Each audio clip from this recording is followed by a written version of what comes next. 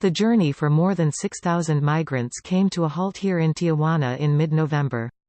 For weeks, most watched the hours and days pass in a municipal sports complex that had been converted into a shelter. Food was scarce. Privacy was non-existent. Respiratory diseases flourished. If any migrants still thought Mr. Trump might be moved by their plight, they were disabused of that notion a week ago, when hundreds broke away from a peaceful march and ran toward the American border. They were repelled by United States border guards firing tear gas, and scores of migrants were arrested by the Mexican authorities. Several days later, a big rainstorm descended on the city, turning the sports complex into a swamp and adding to the migrants' misery.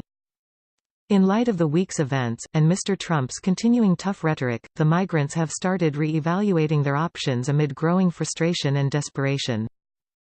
Hundreds have called it quits and signed up to be voluntarily repatriated to their homelands.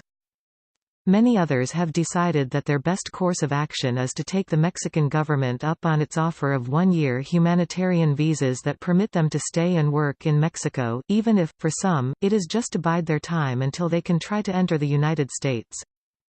And more than 2,000 have sought appointments with American immigration officials to petition for asylum, though Mr. Trump has made this more difficult, and wait times for an interview now stretch to more than 2 months. But some migrants have arrived at another conclusion: their best bet now, they believe, is to try to cross the border illegally.